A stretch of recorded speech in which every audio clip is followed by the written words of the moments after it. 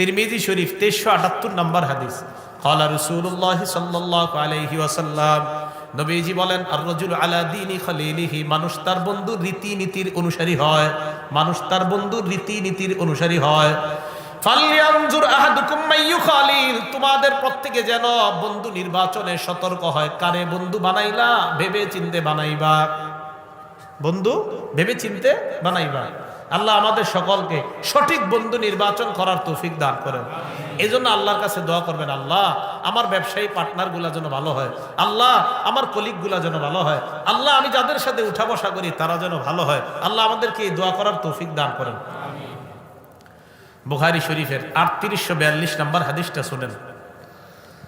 আনা আয়েশা সিদ্দিকা রাদিয়াল্লাহু তাআলা আনহা ক্বালাত কানা লি আবি বকর রাদিয়াল্লাহু তাআলা আনহু গুলাম, আবু বকর সিদ্দিক রাদিয়াল্লাহু তাআলা আনহুর একজন গোলাম ছিলেন। ফাজাআ ইয়াওমান বিশাইইন, একদিন উনি কি জানি নিয়ে আসছে, আবু বকর সিদ্দিককে খাইতে দিলেন। আবু বকর সিদ্দিক ওই খাবার খায়, খাবার খাওয়ার পর গোলাম বলে, আতাদ্রি মা হাযা, হুজুর আপনি জানেননি আপনারে কি খাওয়াইছি? আবু বকর কয়, না, কি খাওয়াইছো? তুমি তো আমারে হালাল জিনিসে খাওয়াও, আজকে কি খাওয়াইছো? গোলাম জবাব দেয়, কুনতু তাকাখানতু ফিল জাহিলিয়া, তাকাখানতু ফিল জাহিলিয়া, আমি জাহিলি যুগে ভাগ্য গণনা করতাম। নাউযুবিল্লাহ। কি গণনা?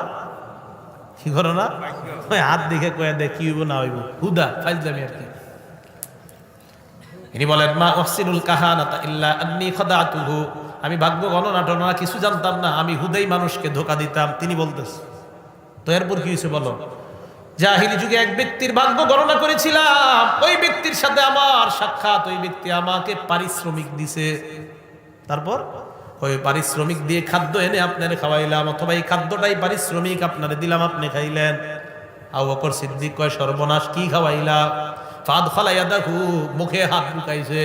হাত ঢুকানোর পর ফাকা কুল্লা শাইইন ফি বাতনিহি, পেটে যা আছে সব বমি করে ফালায়া দেয়।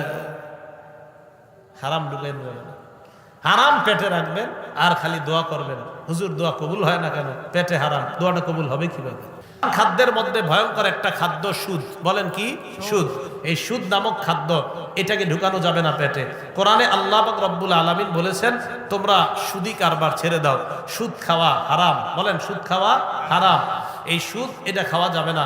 রাসূল সাল্লাল্লাহু আলাইহি সাল্লাম বলেন, ইযা যাহারা যিনা ওয়া রিবা ফি ক্বরিয়া, কোন এলাকায় যদি সুদের কারবার আর জিনার কারবার বেড়ে যায়, কদ আহাল্লু বিআনফুসিহিম আযাবাল্লাহ, ওই এলাকার মানুষগুলা ওই এলাকার জন্য আল্লাহর আযাবকে বৈধ করে নেয়। আল্লাহর আযাবকে কি করে নেয়? বৈধ। তাহলে সুদ খাওয়া হালাল না হারাম? ঘুষ খাওয়া হালাল না হারাম? নবীজি সাল্লাল্লাহু আলাইহি সাল্লাম বলেন, মা মিন কওমিন ইয়াজহারু ফীহিমুর রিবা ইল্লা উখিযু বিসানা, যে এলাকায় সুদের কারবার হবে তাদেরকে দুর্ভিক্ষ দ্বারা পাকড়াও করা হবে। ওয়া মা মিন কওমিন ইয়াজহারু ফীহিমুর রিশা ইল্লা উখিযু বিররুবি, যে এলাকায় ঘুষের কারবার বাড়বে ওই এলাকার মানুষগুলা কাপুরুষ হয়ে যাবে। মুসনাদ আহমদ 17822 নম্বর হাদিস।